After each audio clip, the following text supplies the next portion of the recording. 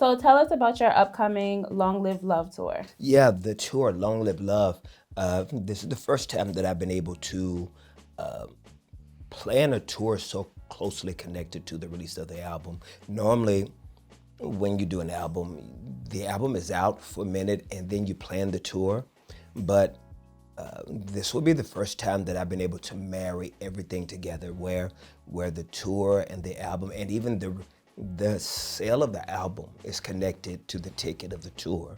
And so it's kind of like this marriage that I've been trying to get together for years in my career, but it hasn't always been able to line up like it has this time. And so just the Long Live Love tour will be a reflection of the new body of work, along with all the other songs that I've been blessed to do for people. So when they come, they're going to get the marriage of the old and the new, but it's going to be packaged around just the theme. And I think that every day we're being reminded how important just the subject of love is within culture, and how important it is to be able to see it from the lens of God's heart, because sometimes the love of people can be superficial, they can be conditional.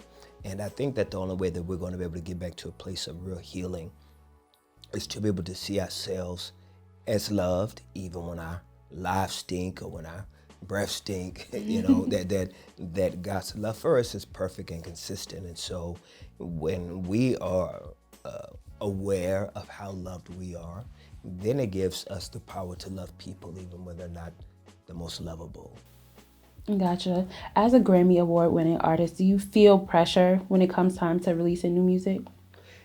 I think that a person that has Grammys, a person that doesn't have Grammys, can still feel the same level of pressure because, just releasing a body of work, you're always putting yourself out there. You're always kind of living in this vulnerable, naked place for really people to judge you, for people to have a critique or an opinion of something that you were in your private space, especially for someone like me whose gift God has given is songwriting. So that songwriting process is a very vulnerable place because it's you by yourself, and it's you hoping and trusting that God will give you some music to borrow.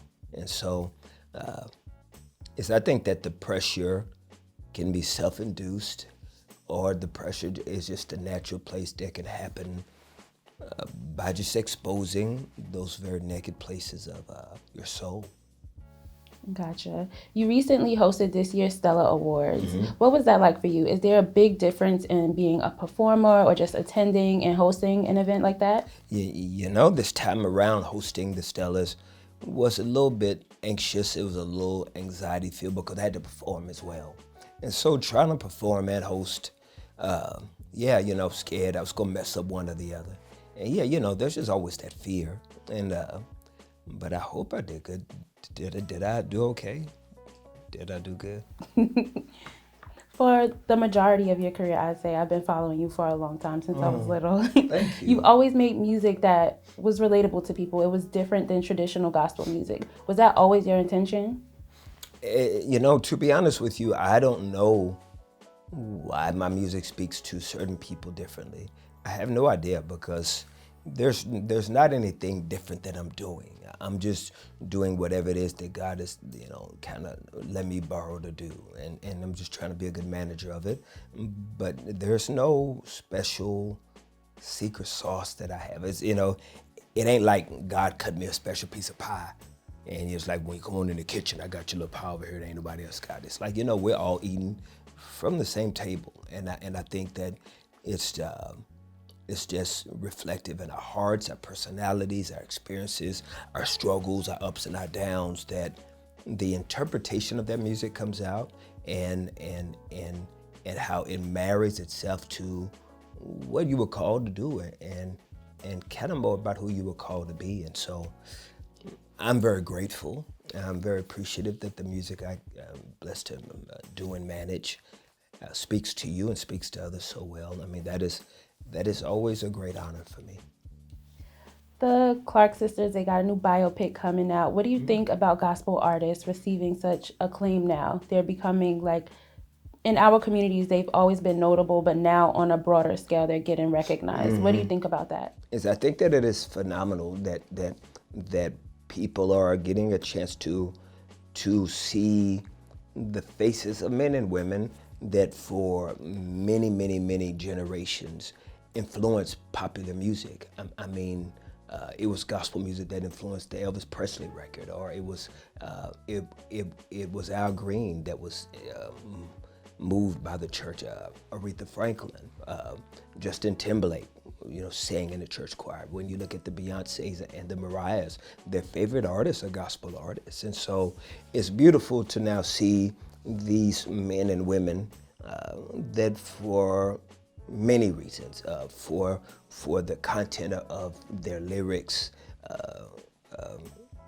did not always have a face.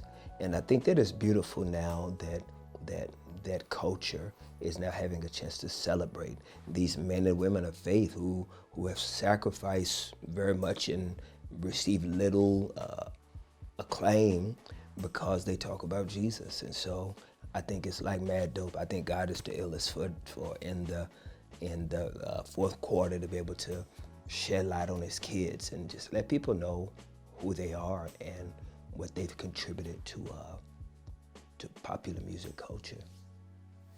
If there was a Kirk Franklin biopic, is there a singer or an actor who you're like, oh my God, they have to play me?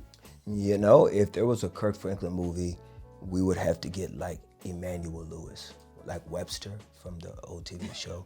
That's about the only person that I feel could. I'm trying to be serious. I'm like stupid because he's little, because he's little. He's the only person that can maybe see eye to eye with me.